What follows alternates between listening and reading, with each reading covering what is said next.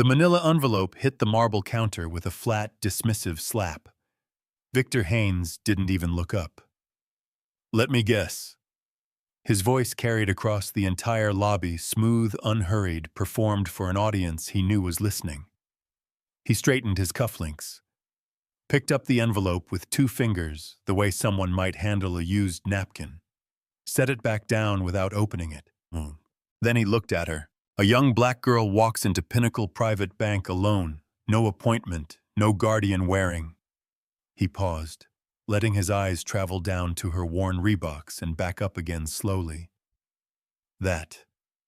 And hands me a piece of paper she printed somewhere telling me she has an account here. He smiled, the kind of smile that has no warmth in it. "Sweetheart, this isn't a charity. This isn't a community center. And it certainly isn't your kind of place." He turned to Pamela Cross beside him, voice dropping just enough to still be heard by everyone. "You know what they call it when a stray walks into a 5-star restaurant thinking it's the pound." He chuckled softly. "Lost." Pamela covered her mouth with perfectly manicured fingers, laughing. Victor wasn't finished. He leaned one elbow on the counter, tilted his head at Zara with theatrical pity, the way someone looks at a child who just said something embarrassingly wrong. "Baby, the food bank on Auburn Avenue has a real nice lady at the front desk. Tell her Victor sent you. She'll take good care of you." He tapped the counter twice with 2 fingers. "Now, run along." The lobby watched. Nobody moved. Nobody said a word. And not one person in that building could have imagined what was inside that envelope.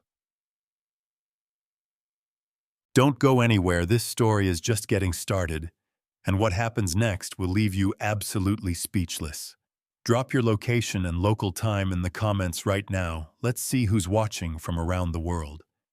And if you believe dignity has no price tag, make sure you're subscribed. You won't want to miss what comes next. Her name was Zara Coleman, 17 years old. 5 feet 4 inches of quiet dignity wrapped in a second-hand hoodie and a pair of Reeboks that had seen 3 winters. She had taken 2 buses to get here. The first at 6:47 in the morning, from the apartment on Hollowell Parkway, where she lived with her Aunt Renee, a woman who worked double shifts at Grady Memorial and still found time to press Zara's hair on Sunday nights. The second bus at 7:23, transferring downtown, watching Atlanta wake up through fogged glass. She had written the address on her wrist in ballpoint pen the night before, the way she wrote things she couldn't afford to forget. Pinnacle Private Bank, 230 Peachtree Street, NE. Suite 100. She had looked it up on her phone, read the reviews, studied the photographs. Marble floors, vaulted ceilings, crystal chandeliers that caught morning light and scattered it like something sacred. A place designed deliberately and precisely to make certain people feel like they did not belong. Zara had stood outside for 4 minutes before walking in. Not from fear, from something closer to preparation. The way an athlete breathes before a race they know will be hard. Inside, the cold hit her first. The kind of air conditioning that exists not for comfort, but for atmosphere, the suggestion that even the temperature here was curated, controlled, exclusive. The lobby smelled like leather and fresh flowers and money so old it had stopped smelling like money. She walked to the main counter, placed the manila envelope down, said her name clearly. That was when Victor Haines noticed her. He was 53 years old, silver at the temples, Brioni suit, the kind of man who had confused his job title with his identity so long ago that the two had fused completely. 18 years at Pinnacle, branch manager for the last 7. He had a photo of himself shaking hands with the bank's founder on his office wall, and he looked at it every morning. He was the kind of man who decided things about people in the first 3 seconds. He had decided about Zara before she finished saying her own name. The envelope hit the counter. He straightened his cufflinks. Everything that followed the lobby had already witnessed in Fan Mot: the contempt, the performance, the two sentences that turned a girl into a punchline. What the lobby had not seen was Zara's face during all of it. She didn't flinch, didn't look away, didn't reach for her phone or stare at the floor, or do any of the things a person does when they're trying to make themselves smaller.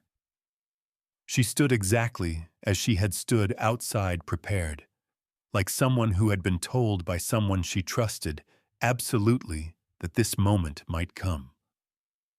Baby, when they look at you like you don't belong somewhere, that's not information about you.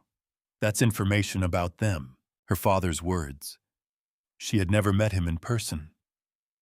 But Gerald Moss, the attorney, had read her that line from a letter Raymond Coleman had written 4 years ago, before he got sick, before he knew how little time he had left. It was the only thing she had memorized word for word. She reached into the satchel on her shoulder.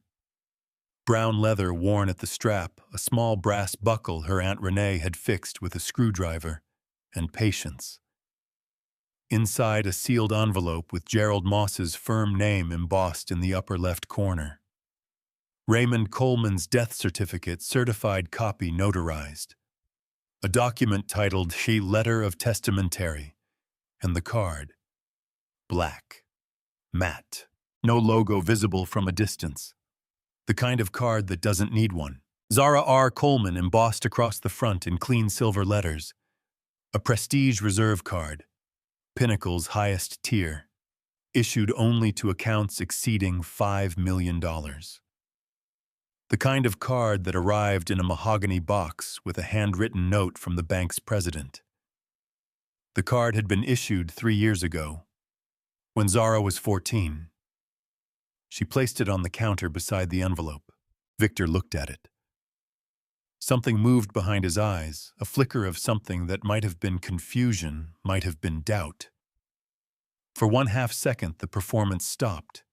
Then it started again. Because prejudice, real prejudice, the kind that lives in the bones, doesn't stop for evidence. It reframes evidence. It swallows contradiction and turns it into further proof of whatever it already believed. Victor Haines looked at a Prestige Reserve card bearing the name of the black teenage girl standing in front of him, and his brain did not say, "Perhaps I was wrong." His brain said, "Stolen. Where did you get this?" Not a question, a verdict. Zara kept her voice level. "It was issued to me. My name is on it. Names can be put on things." He picked it up, turned it over, set it back down without returning it to her. "Who sent you here?" "No one sent me. I came on my own." Victor looked past her, scanning the lobby, as though searching or whoever must be orchestrating this. His eyes landed on Pamela Cross, senior advisor, mid-40s, lacquered smile, who had materialized at his shoulder the way she always did when things got interesting. Pamela looked at the card, looked at Zara, looked at Victor. The corner of her mouth moved upward by exactly 3 millimeters. From behind her counter at the far end of the lobby, Mia Torres watched all of this. 24 years old, 6 weeks into the job, still learning where the supply room was. She had grown up in East Atlanta, 2 miles from Hollowell Parkway. She recognized something in the way Zara was standing. The specific posture of someone who has decided not to be broken by something that should not be happening.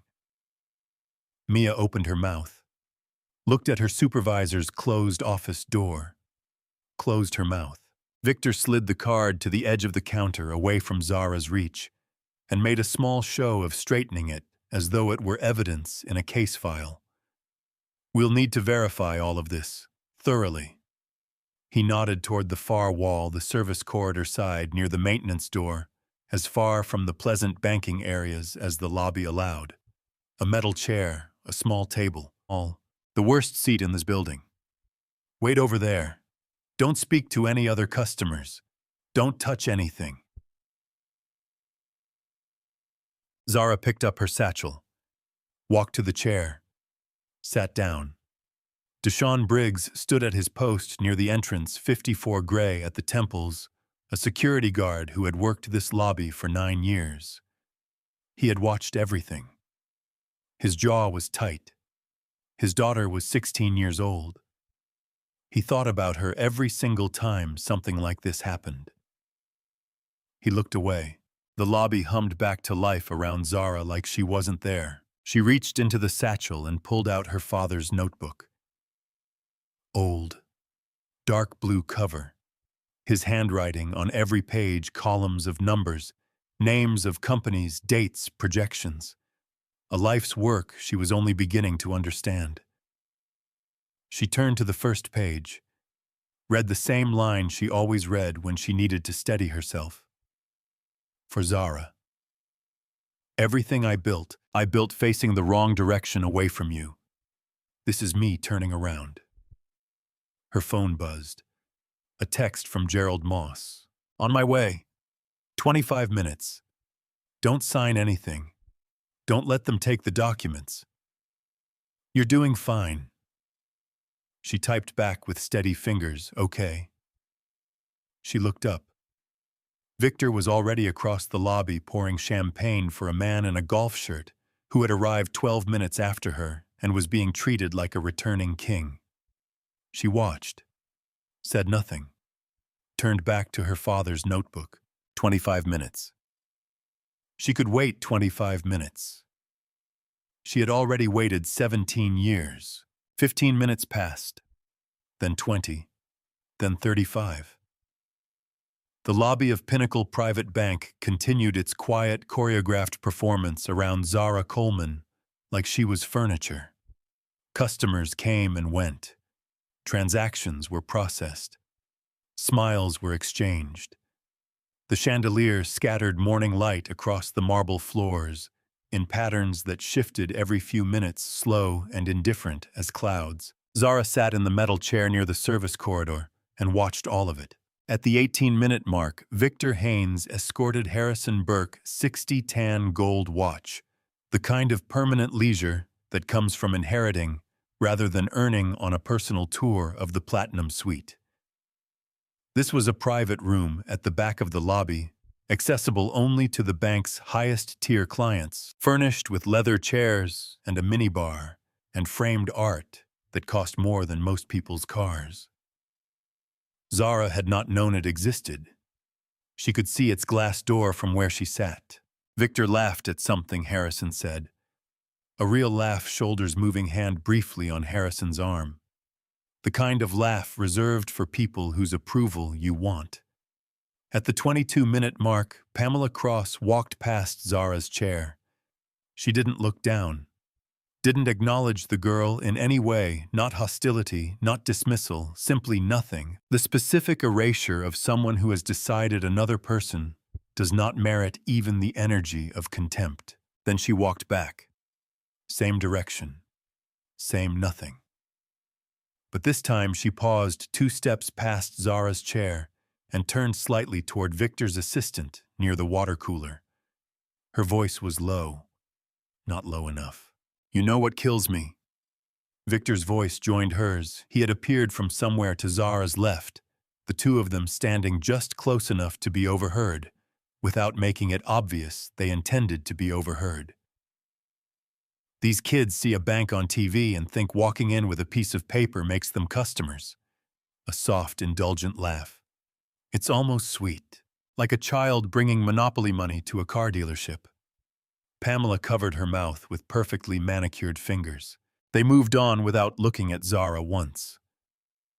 Zara's hand tightened around the blue notebook in her lap. She did not look up. She breathed in through her nose 4 counts the way her Aunt Renee had taught her when the world got loud and cruel and stupid all at once. She turned to the next page of her father's notebook. Columns of numbers.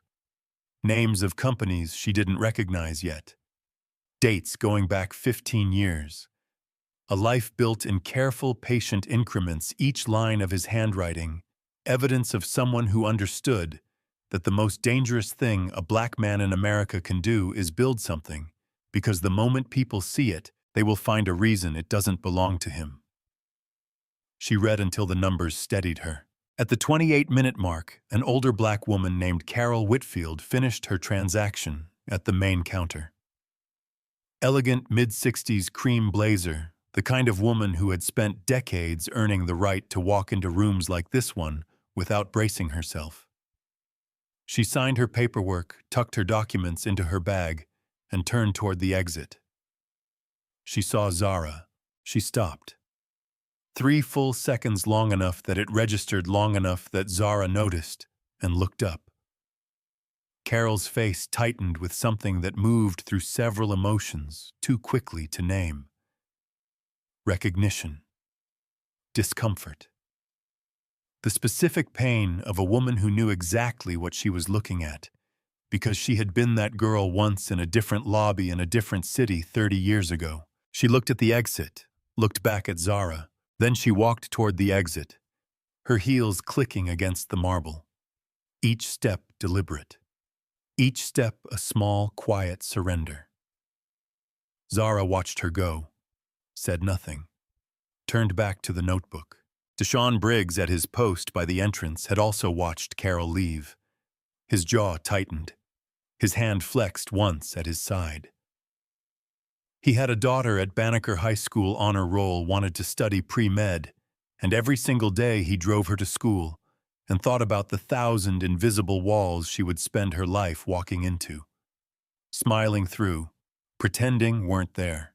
He looked at Zara in the metal chair, looked at the maintenance door 6 inches from her left shoulder, looked at the marble floors and the chandelier and the platinum suite where Victor was still laughing at Harrison Burke's jokes.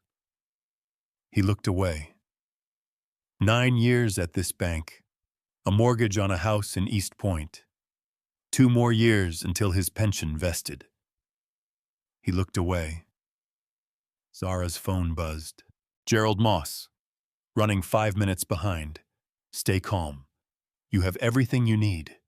She typed back, I know. She did know. That was the strange thing. Sitting in the worst chair in the lobby of a bank that had decided she was nothing, holding her dead father's notebook, waiting for a man she had only met twice, she was not afraid. She was something more interesting than afraid. She was certain. The specific certainty of someone who knows the truth about themselves even when everyone around them is insisting on a different story. Her father had built something real. Gerald Moss had the documents to prove it. The card bearing her name was sitting on Victor Haines' counter 50 feet away. None of that had changed in the last 35 minutes. And then Victor appeared at the edge of her vision, walking toward her, with the deliberate stride of a man about to do something he considered unpleasant but necessary. He was not walking toward the main counter. He was walking toward the glass-walled side room, small, isolated, set apart from the comfortable areas of the lobby. Visible to everyone but removed from everything.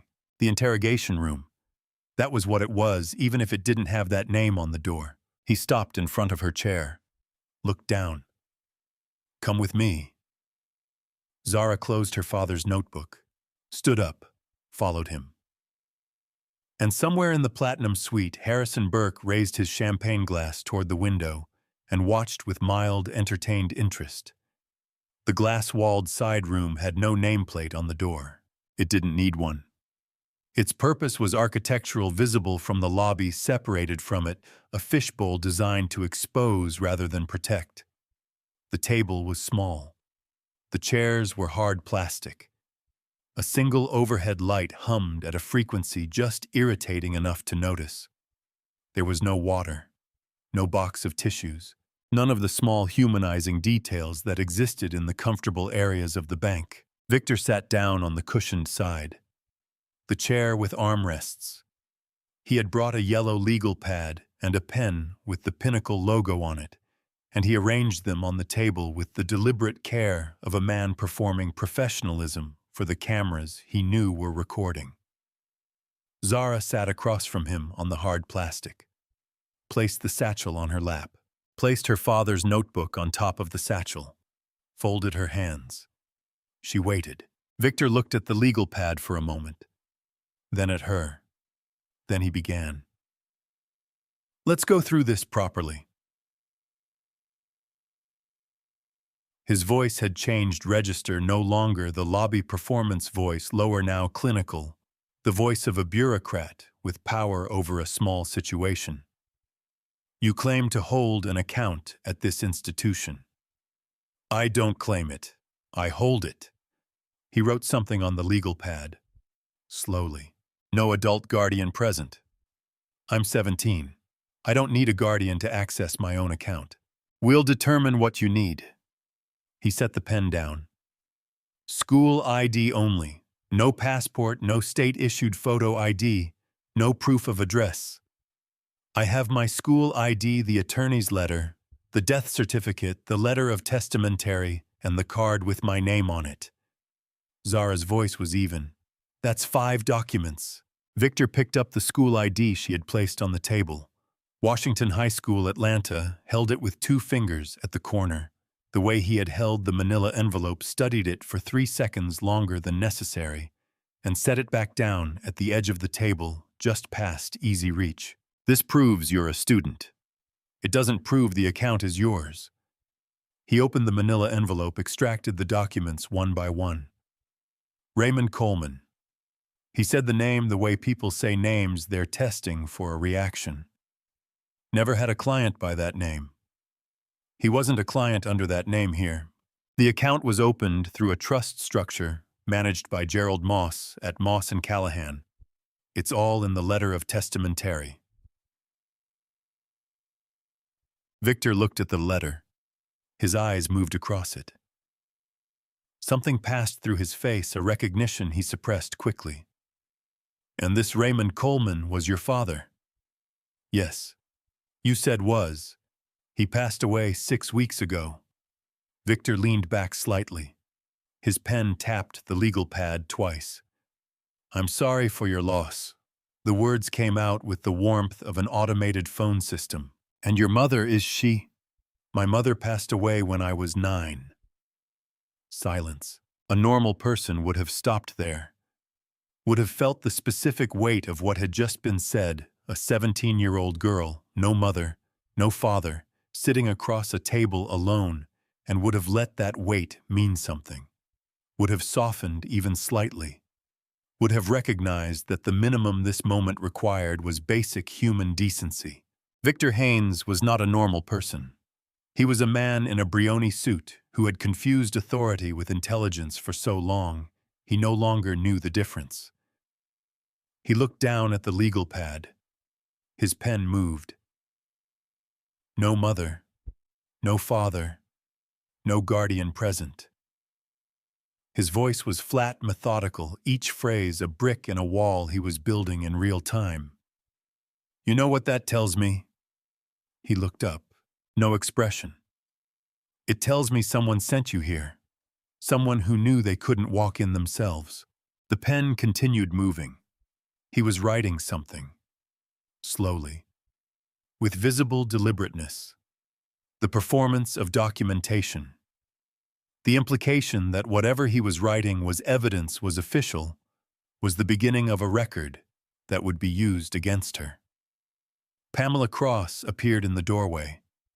She leaned against the frame, arms crossed, and looked at Zara the way people look at problems they expect someone else to solve. Victor glanced at her. Pamela gave a small nod. Victor straightened in his chair. I'm going to be direct with you.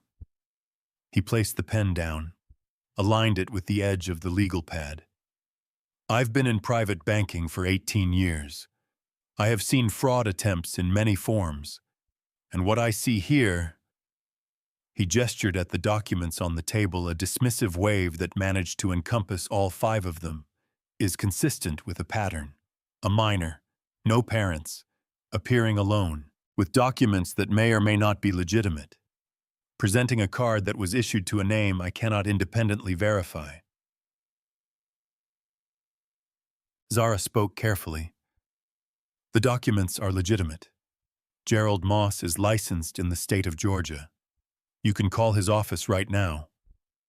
We'll conduct our own verification. He gathered the documents into a neat pile. His pile. On his side of the table. In the meantime, I'm flagging this account for a formal fraud investigation. All access is frozen pending review. The words landed like a door closing. That's my father's money. Zara's voice stayed level. It's my inheritance. It's legal. That's what you're claiming, yes. You can't freeze an account without... I absolutely can, when there is reasonable suspicion of fraudulent activity. He stood, smoothed his jacket, looked at her with something that was almost pity, but was actually its mirror image contempt wearing pity's clothes. And I want to be honest with you because I think you deserve honesty. Whoever put you up to this did you no favors. Legal documents can be forged. Cards can be duplicated.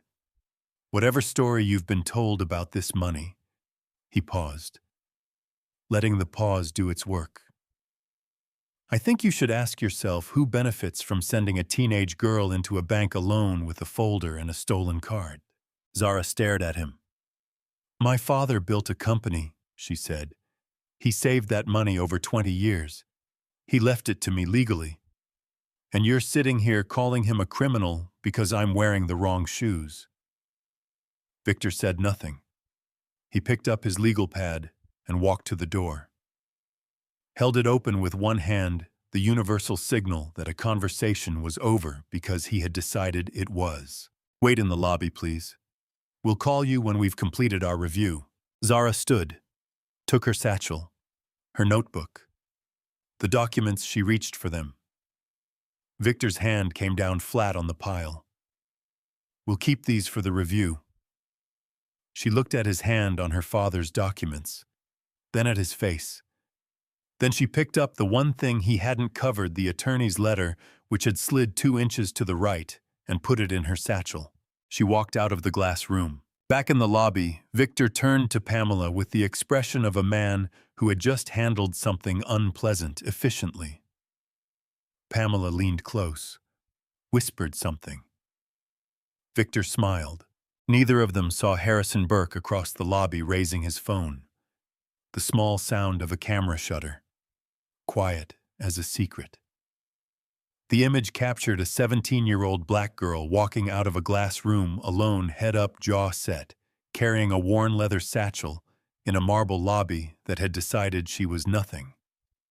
Harrison looked at the image, typed something, sent it somewhere, put the phone back in his pocket, and smiled at his champagne. Victor Haines did not go back to his office. He went to the lobby. That was the tell. A man with genuine concerns about fraud goes to make phone calls, pulls records, contacts, compliance. A man who wants an audience goes to the lobby. Victor straightened his jacket, rolled his shoulders back, and walked to the center of the marble floor, like a stage he had performed on 1,000 times before. Zara had returned to the metal chair near the service corridor. She was sitting with her father's notebook open, her pen moving slowly across a blank page, writing something or pretending to the way people do when they need to look occupied, so they don't have to look vulnerable. Victor stopped in the middle of the lobby, loud enough to be heard clearly by the 6 customers currently present by the tellers behind their counters by Harrison Burke, still nursing his champagne near the Platinum Suite door. I want to apologize to everyone for this disruption.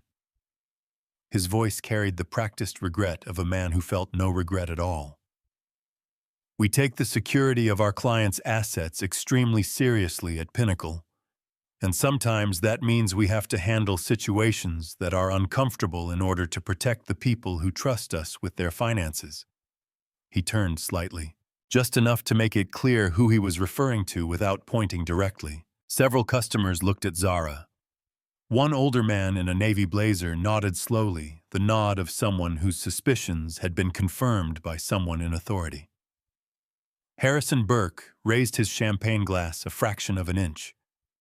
A small private salute. Zara kept her eyes on the notebook page. Her pen had stopped moving. Victor continued, "We have a responsibility to our verified clients, people who have built relationships with this institution over years, who have earned their place here to ensure that this remains a safe, trusted environment. Another pause. The word earned doing invisible, vicious work. That means we cannot simply allow anyone who walks in off the street with a piece of paper to access funds that may not belong to them. The phrase anyone who walks in off the street landed in the room like something dropped from a height. Mia Torres behind her counter felt her stomach turn over. She looked at her supervisor's closed door, looked at Zara, looked back at her computer screen. Her fingers hovered over her keyboard and did not move. Deshaun Briggs stood at his post. His face was a controlled, professional neutral that was costing him something real. Victor turned to him. Deshaun. His voice was pleasant, conversational, the voice of a man asking a reasonable thing from a trusted colleague. I think we're done here. Would you please escort our visitor to the exit? The lobby waited. Deshaun walked. 9 years of mortgage payments and pension math walked with him one step at a time across the marble floor. He reached Zara's chair, stopped in front of it.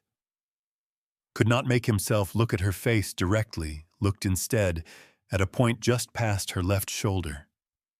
The middle-distance stare of a man who has decided that not seeing something is the same as not doing it. Zara stood on her own. She did not wait for him to speak or gesture. She picked up her satchel, tucked her father's notebook under her arm. She took one step toward the exit, and her phone slipped. It fell from the side pocket of the satchel, hit the marble floor with a sharp crack, the screen spiderwebbing from the upper left corner. The sound was small, but in the waiting silence of the lobby, it landed like a gunshot. Deshaun bent down before she could, picked it up, held it out. For one moment, their eyes met. Zara saw it immediately, the thing he was carrying, behind the professional neutral, behind the 9 years of practiced silence. She had seen that expression before on different faces in different rooms. It was the expression of someone who knows exactly what is happening and has decided that knowing is as far as they can go. She took the phone from his hand, said nothing, walked to the exit. The automatic doors slid open. November air, cold and immediate, replaced the curated chill of the lobby. She stepped through. The doors closed behind her with a soft hydraulic finality. Inside, Victor smoothed his lapels, turned to Pamela with the satisfied exhale of a man who has resolved a problem. And that, he said quietly, is how you protect this institution. Pamela nodded. Her smile was back in place. Harrison Burke drained the last of his champagne. Outside, Zara sat on the stone steps of 230 Peachtree Street and opened her father's notebook to a page near the middle. His handwriting. Columns of numbers.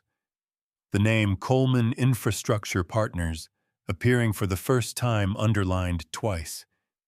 Dates from 11 years ago. Projections that, had she now understood, come true. She turned 3 more pages and stopped. A number. Then another. Then a third.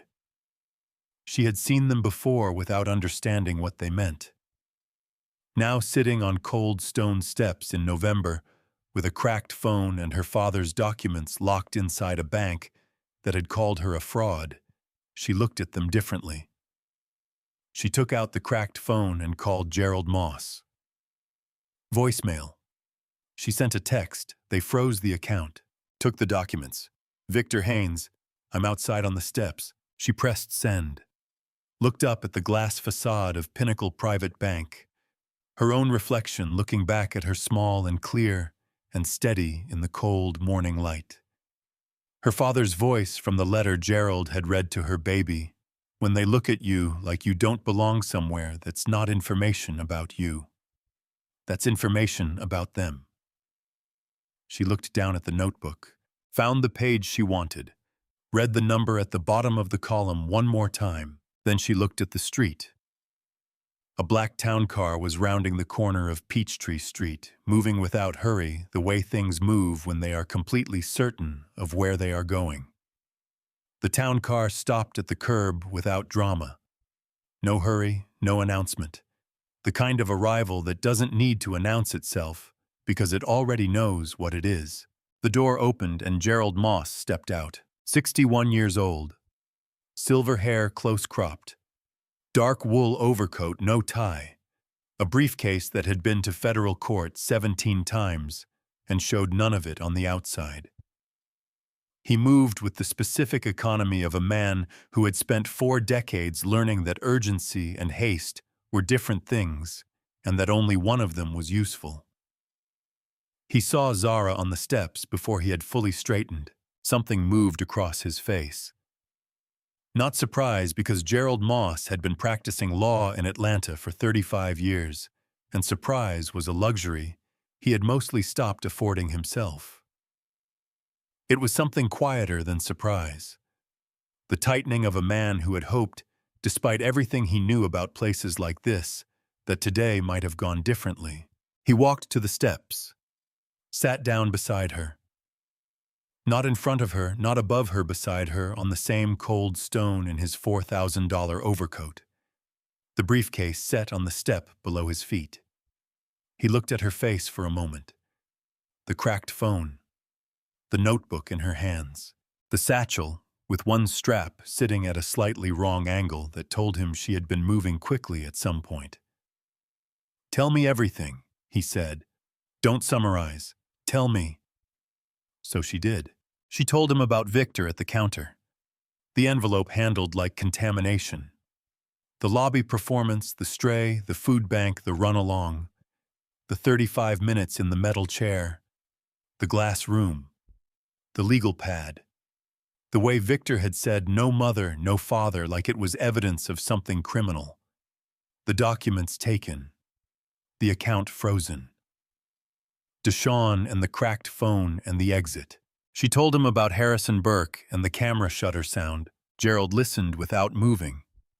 His face did not change expression, not because he felt nothing, but because he had learned a long time ago that his face was a resource he needed to manage carefully in moments like this one. He would feel everything he needed to feel later in his car on the way back to the office. Right now, there was work to do. When she finished, he was quiet for 4 seconds. 5. "Then you kept the attorney's letter." He didn't cover it fast enough. Gerald looked at her with something that was not quite a smile but lived in the same neighborhood. "Your father would have done exactly that." He opened the briefcase on his knee. Inside, organized with the precision of someone who had prepared for this specific possibility, because Gerald Moss always prepared for the worst specific possibility, certified copies of every document Zara had brought. 3 sets. The letter of testamentary, the death certificate, the trust documentation for Coleman Infrastructure Partners. The account authorization bearing Zara's name countersigned by 2 Pinnacle executives at the time of establishment, and 1 additional document that Zara had not seen before. A single page. Gerald Moss's letterhead, a number at the bottom. He let her read it. She read it. She looked up. 12 million, she said. The words came out strange, too small for what they contained. 12,400,000 and change.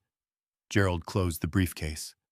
"Your father opened this account 11 years ago through the Coleman Infrastructure Trust. He added to it every quarter without exception, through the 2008 correction, through 2 recessions, through the years when the company was barely breaking even. He never touched it. Not once." He looked at her steadily. He said in his will that it was the one account he kept separate from everything else because it had your name on it, and that made it untouchable. Zara looked at the notebook in her hands. The columns of numbers she had been looking at for weeks without fully understanding them. The projections. The dates. Her father had been building this since before she knew he existed. "There's something else," Gerald said.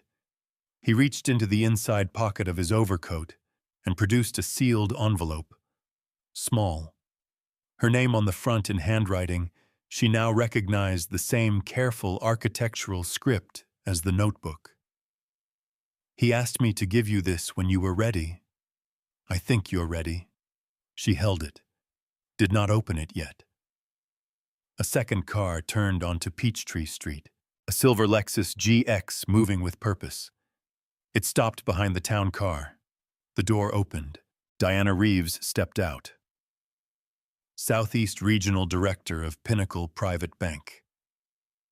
53, natural hair, gray suit, the kind of woman who had not become regional director by being slow to understand situations. She had received Gerald's call 47 minutes ago in the middle of a quarterly review meeting and had ended the meeting in 2 sentences. She approached Gerald first, extended her hand. "Mr. Moss." "Miss Reeves." He shook it. "Thank you for coming quickly." Diana looked at Zara, at the cracked phone, at the stone steps where a 17-year-old girl had been sitting alone in November cold outside a bank that held $12 million in her name. Diana Reeves had grown up in Vine City, 3 miles from where Zara caught her first bus this morning. She said nothing about that, but something in her expression said she didn't need to. "Miss Coleman." Her voice was direct, warm, in the precise way of someone who is genuinely angry on your behalf, but is managing it professionally. "I am sorry. What happened today should not have happened. I intend to make sure you understand that completely before this morning is over." Zara looked at her, then at Gerald. Gerald stood, picked up the briefcase, extended his other hand to Zara. "Ready," he said. She thought about the metal chair, the glass room, the legal pad. Victor's hand flat on her father's documents. Harrison Burke's camera shutter. The lobby full of people who had watched and calculated and looked away. She thought about her father's handwriting. 11 years of quarterly deposits. An account he called untouchable because it had her name on it. She stood, took Gerald's hand, tucked the sealed envelope into the satchel beside the notebook. "Ready?" she said. The 3 of them walked toward the entrance. Diana slightly ahead, Gerald to Zara's left, Zara in the middle, her worn Reeboks on the Peachtree Street pavement. Each step deliberate, each step certain, each step the specific walk of someone who knows the truth about themselves, even when everyone around them has been insisting on a different story. The automatic doors slid open. The lobby went silent. The silence was the first thing. Not the gradual quiet of a room noticing something, the immediate total silence of a room that has been stopped mid-sentence. Transactions unfinished. Conversations abandoned. The soft ambient sound of a working bank lobby simply ceasing, as though someone had reached into the building and turned a dial. Every head turned. Victor Haines was at the main counter reviewing a document when the automatic doors opened. He looked up with the reflexive attention of a branch manager monitoring his floor. He saw Diana Reeves first. The color left his face in a single visible wave, the way color leaves marble when cold water runs across it. Diana Reeves did not make unannounced branch visits. In 7 years as branch manager, Victor had seen her 4 times, all scheduled, all preceded by 2 weeks of preparation and a deep cleaning of the lobby plants. She was here now, unannounced, on a Tuesday morning. Tuesday, walking across his marble floor. He was already moving toward her, already assembling the smile, already reaching for the branch manager voice. "Ms. Reeves, what a wonderful surprise we weren't expecting," when he saw the man beside her.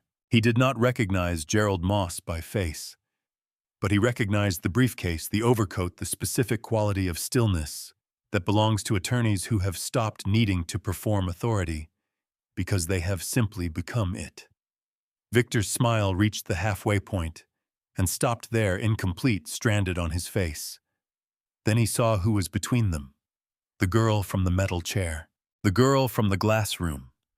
The girl he had just watched Deshawn walk to the exit 22 minutes ago. She was back, wearing the same hoodie, the same worn Reeboks, her father's notebook under her arm, and a leather satchel on her shoulder, and an expression on her face that Victor Haines would remember for the rest of his life.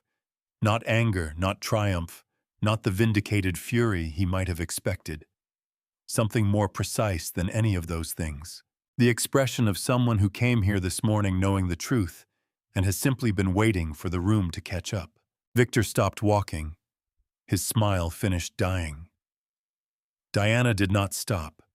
She crossed the lobby floor with the momentum of someone who has made a decision and is now simply executing it, and she stopped 2 feet from Victor, with her hands clasped in front of her and her eyes steady and direct. "Victor." Her voice was pleasant, utterly without warmth. "Miss Reeves." "I wasn't. We didn't have you on the schedule." "No." She agreed with this simply as though it were a weather observation. "You didn't." She stepped slightly to her left, creating a clear line between Victor and Gerald. "I'd like to introduce Gerald Moss, attorney of record for the Coleman estate. I believe his client has an account at this branch." Gerald said nothing. He simply looked at Victor with the patient attention of a man who has all the time in the world and all the documents he needs. Victor's mouth opened. "I was following protocol. There were irregularities that required—" "Pull up the account," Gerald said. 3 words, quiet as a closing door. Victor looked at Pamela Cross, who had materialized at the edge of the lobby the moment Diana walked in. Pamela's arms were no longer crossed. Her hands were at her sides. Her smirk had been replaced by something that looked like a person trying to remember how to appear neutral. Diana looked at the teller station. "Mia, pull up the Coleman account, please." Mia Torres looked up from her counter. Her hands were already on the keyboard. She had been watching the doors since Gerald's car pulled up, had been waiting for this moment, with the specific held-breath attention of someone who already knows what is about to happen and cannot decide whether to feel relief or dread. She typed. The screen loaded. The number appeared. $12,400,000. The lobby did not gasp. It did something more complete than that. It simply stopped. The man in the navy blazer who had nodded knowingly at Victor's earlier performance stopped mid-nod. The teller at the far counter stopped mid-transaction. Harrison Burke, who had emerged from the Platinum Suite to watch from a comfortable distance, stopped with his empty champagne flute held at chest height, his expression cycling through confusion and dawning arithmetic in real time. Victor stared at the screen. His face went through 5 expressions in 4 seconds: disbelief, recalculation, the desperate search for a reframe the moment when the reframe fails, and then the specific blankness of a man whose scaffolding has just come down. $12,400,000. In an account he had called fraudulent, belonging to a girl he had sent to sit by the maintenance door, whose documents he had taken, whose account he had frozen, whom he had walked to the exit in front of 6 customers and a security guard and a junior teller who had watched every second of it from behind her counter. Zara looked at the number on the screen. She had known it since Gerald showed her the page on the steps outside. But seeing it here on this screen in this building in the place that had decided she was nothing, it was different. It was her father's entire life made visible. 43 years of quarterly deposits of company profits redirected, of a man building something invisible and patient and specifically indestructible because he knew that someday his daughter would need to walk into a room like this one and not be turned away. Gerald's voice was conversational. "I believe Mr. Haines also filed an incident report approximately 49 minutes ago. I'd like to see it." Diana looked at Victor. Victor said nothing. His hand had found the counter behind him. He was leaning against it in a way that looked casual and was not casual at all, was in fact the posture of a man whose legs have become unreliable. Deshaun Briggs, at his post by the entrance, felt something shift in his chest. 9 years of mortgage math and pension calculations and careful, practiced silence. And now this, the number on the screen, the girl with the worn Reeboks standing straight in the middle of the lobby, and Victor Haines leaning against the counter, looking like a man who has just understood for the first time the full weight of what he has done. Deshaun's hands unclenched at his sides. Harrison Burke set his empty champagne flute down on the nearest flat surface, quietly, without drawing attention to himself. And then he did something Victor Haines had not anticipated. He took a small, careful step backward, then another, moving toward the exit, the way a man moves when he has correctly identified that a room is about to become somewhere he does not want to be. Diana turned to Victor. Her voice had not changed register, had not risen, had not acquired any of the heat that the moment might have justified. It was the same pleasant, utterly empty voice she had used 30 seconds ago. "Victor," she said. "Conference room. Now." The conference room had no windows facing the lobby. That was intentional. It was the room where difficult conversations happened. Loan denials, compliance reviews, the quiet endings of things.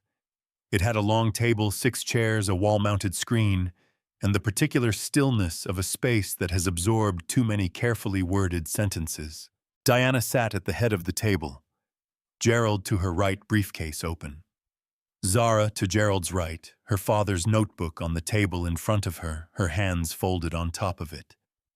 Victor sat across from them in the chair farthest from the door, which he had chosen without thinking, and now could not unchoose. Pamela Cross had been asked to wait outside. She was sitting in the hallway on a chair that was slightly too small for the weight of what she was carrying. Diana opened her laptop, turned it to face Victor without a word. 3 camera feeds, simultaneously. The main lobby angle, the counter angle, the glass room angle, all time-stamped, all running from the moment Zara had placed the manila envelope on the counter that morning.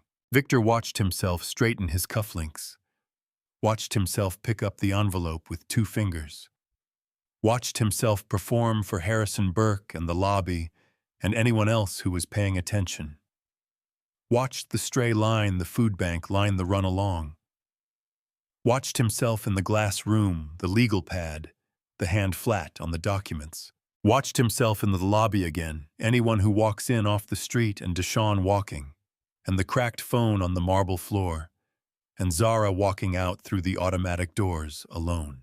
The footage ran for 4 minutes and 11 seconds. Diana stopped it. The room was quiet. "The incident report you filed at 9:47 this morning," Gerald said. He slid a printed copy across the table. "You wrote that Miss Coleman was agitated and aggressive, that she refused to provide identification when asked, that she made threatening statements toward staff." He placed one finger on the paper. "The footage shows a 17-year-old girl who provided 5 documents, spoke calmly throughout, and was physically removed from the premises without cause." He removed his finger. "Would you like to explain the discrepancy?" Victor's mouth opened. "I was characterizing the situation as I perceived. You filed a false official record," Diana said. "Not loudly, simply. That's the accurate description of what you did." Victor looked at the laptop screen, now frozen on the image of Zara walking toward the exit, her satchel on her shoulder, her father's notebook under her arm. Something moved across his face, the beginning of something that might, in different circumstances, have developed into remorse. It didn't get that far. "I've been with this institution for 18 years, he said. "I have maintained this branch's performance metrics in the top quartile for 6 consecutive years. I have built client relationships that represent Victor." Diana's voice was not unkind. It was something more final than unkind. "Stop." He stopped. 3 violations, she said. She did not look at notes. She had been composing this list in her head since the 47-minute drive from her office. Racial discrimination in the denial of service. Falsification of an official incident report.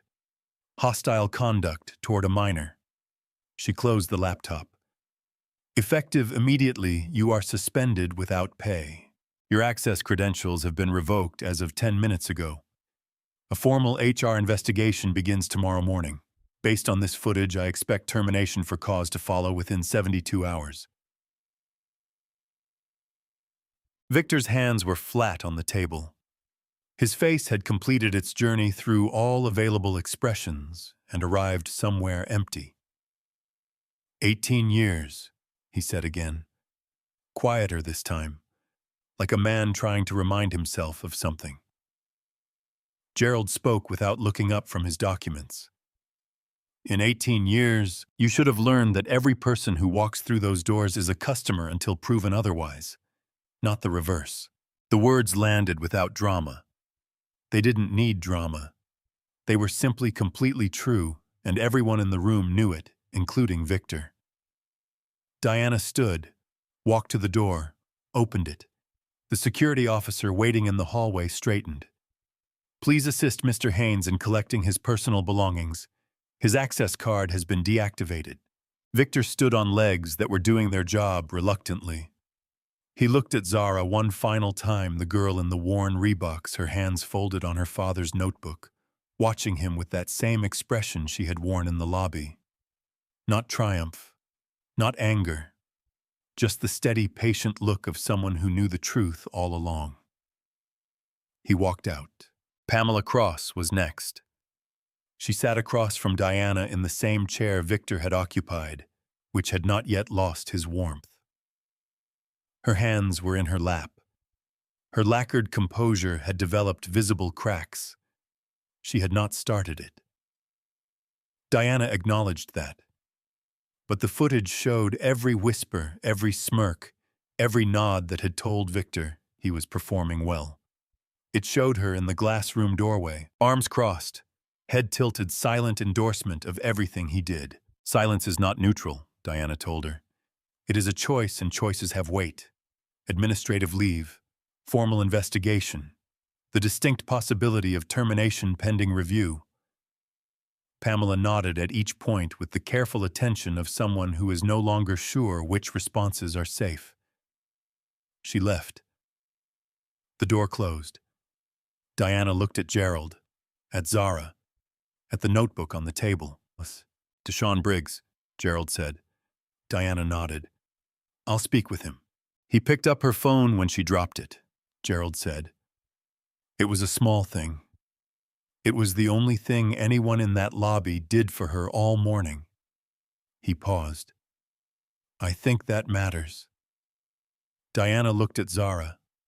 Zara looked at the notebook, at her father's handwriting on the cover, at the sealed envelope still in her satchel, still unopened, his words waiting inside it for when she was ready. It mattered, she said quietly. Then Mia Torres knocked on the conference room door, opened it 3 inches. Her face was pale, her hands visibly unsteady, a folded piece of paper held in front of her, like something she had decided to do before she could change her mind. I wrote down everything I saw, she said. From the beginning. I thought you should have it. From someone who was there. She swallowed. I should have said something sooner. I'm sorry I didn't. Diana took the paper, looked at it, looked at Mia. Come in, she said. Sit down. Outside in the lobby, the man who had filmed Zara on his phone sat in his car in the parking structure across the street. The footage on his screen. Her face in the lobby. The exit. The stone steps. He had intended to post it as entertainment drama at a downtown bank easy engagement. He watched it one more time. Then he locked his phone, put it in his pocket, and sat in the dark of the parking structure for a long time, not moving, not posting, thinking about what kind of person films a child being humiliated and calls it content. He didn't have a good answer. He sat with that for a while. 3 weeks after the morning on Peachtree Street, the man in the parking structure posted a video, not the footage of Zara.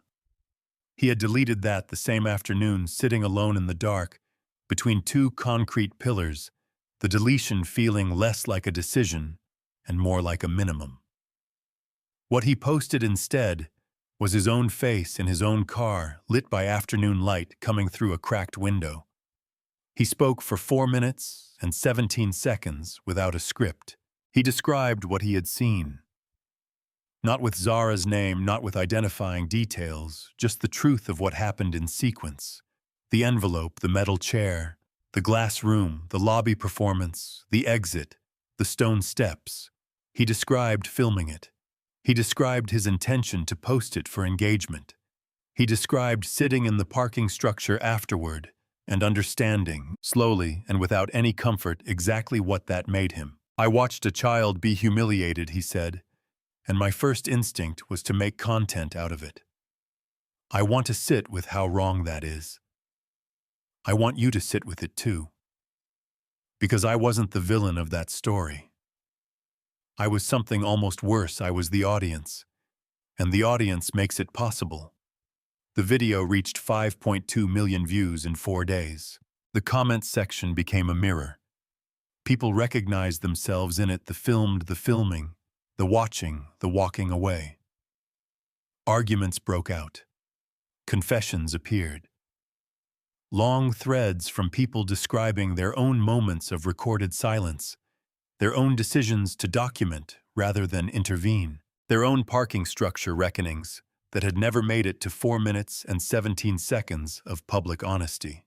A national conversation assembled itself, as national conversations do, unevenly, loudly, sometimes productively. Editorial boards wrote about bystander culture. A sociology professor in Boston assigned the video to 3 classes. A teenager in Memphis saw it on a Friday night, and on Monday morning spoke up when a teacher dismissed a classmate in a way that had been happening for a semester without comment. None of them knew Zara's name. Zara was at school.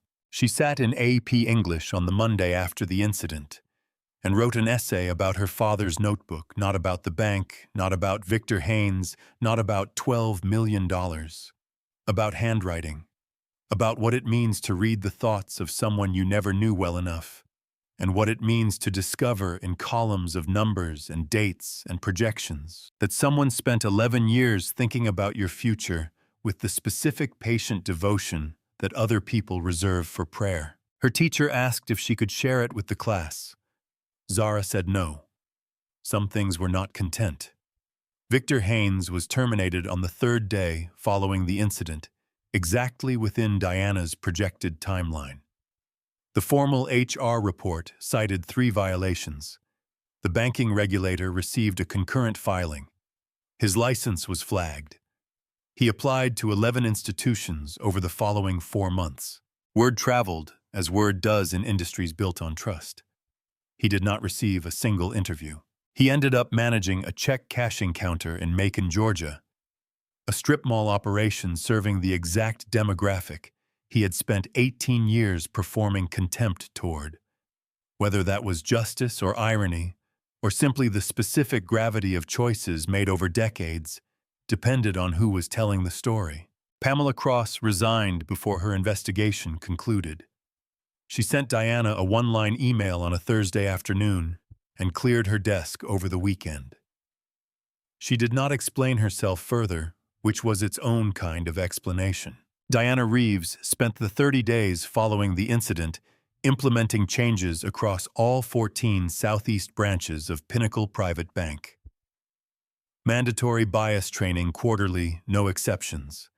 New service protocols requiring all inquiries to be addressed within 15 minutes, regardless of the customer's appearance. An anonymous reporting channel for both customers and staff. Mystery shoppers deployed twice per quarter to test compliance.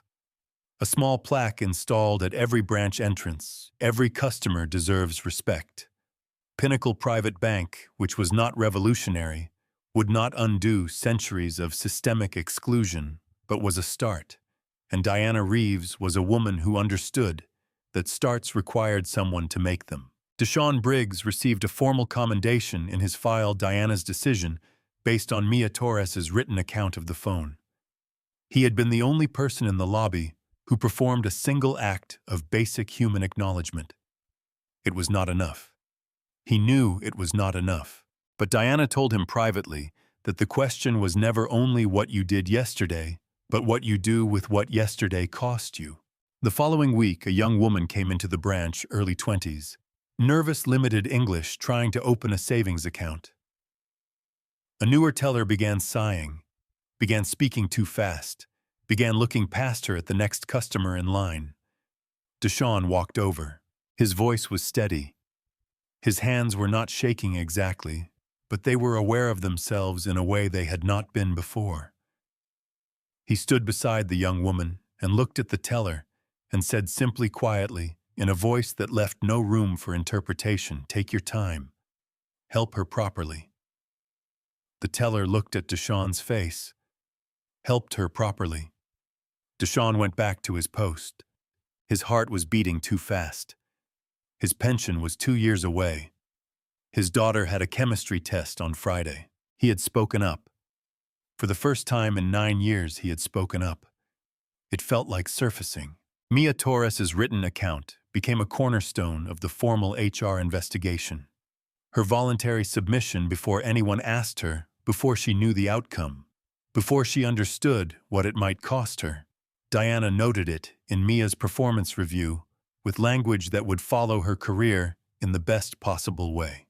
6 months later, Mia was promoted to compliance associate. She requested, in her first week in the new role, that the anonymous reporting channel be made more visible to customers. The request was approved. Carol Whitfield came back. Not the same day, 11 days later, on a Wednesday morning, she walked into the branch and asked to speak with the branch's community liaison. She joined the Community Advisory Board the following month. She began volunteering at a financial literacy program for teenagers in Vine City, teaching high school juniors how to read bank statements and understand interest rates and walk into institutions that were not built for them without being turned away. She did not mention Zara's name in any of her sessions. She did not need to. The girl in her mind, every time she stood in front of those teenagers, was reason enough to keep showing up. Gerald Moss called Zara on a Saturday morning 3 weeks after the incident. She was eating cereal at her Aunt Renee's kitchen table, the notebook open in front of her, the sealed letter still in the satchel on the chair beside her. "We're ready to announce the fund," he said. "Your father wanted it named simply. He said complicated names are for complicated motives. The Raymond Coleman Access and Opportunity Fund." Established in partnership with Pinnacle Private Bank, Diana had made the call to Gerald herself, had said she wanted to honor the legacy of the man whose money her institution had tried to deny.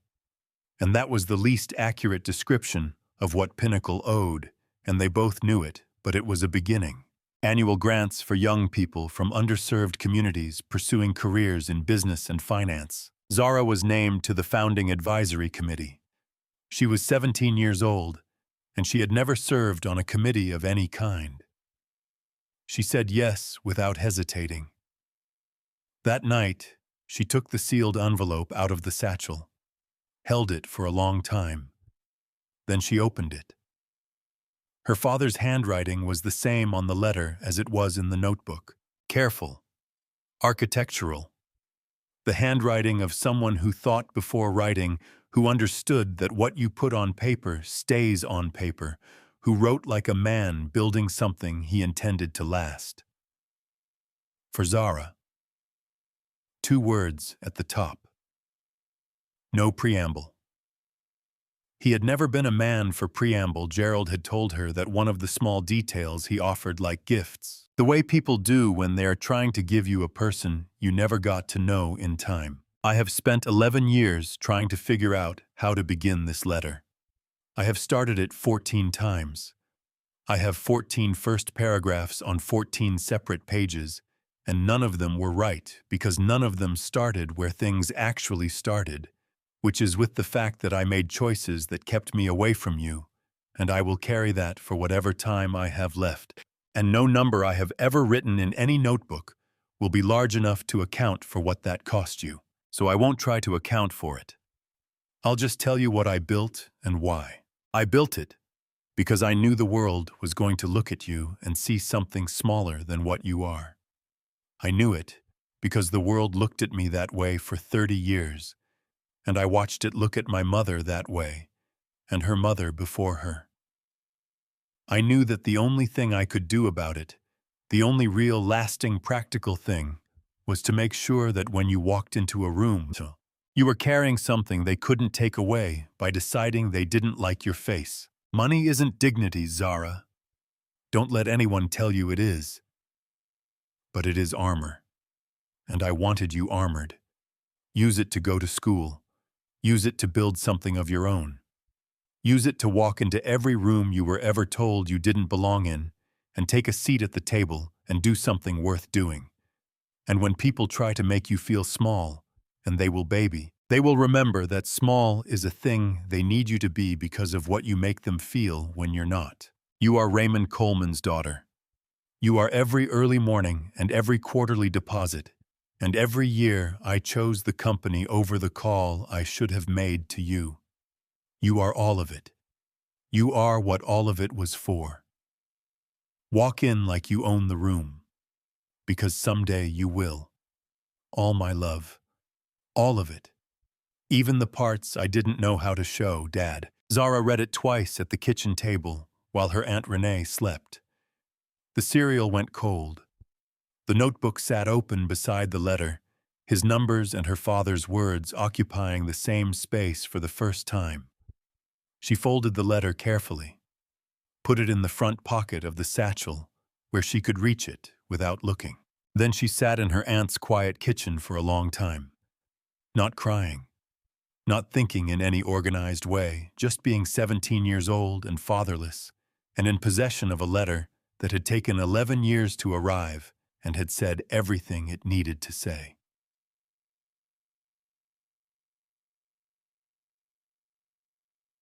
One year later, Spelman College, Atlanta, September. The air still carrying the last warmth of summer, the campus moving with the specific energy of beginnings, orientation, weekend new faces, the sound of rolling suitcases on brick pathways. Zara Coleman, 18 years old, carried 2 bags up the stairs of her residence hall. Her roommate, a girl from Charlotte, named Brianna, was already arranging things on her side of the room with cheerful, methodical efficiency. Zara set her bags down, took out the first things she always unpacked. The notebook, the letter.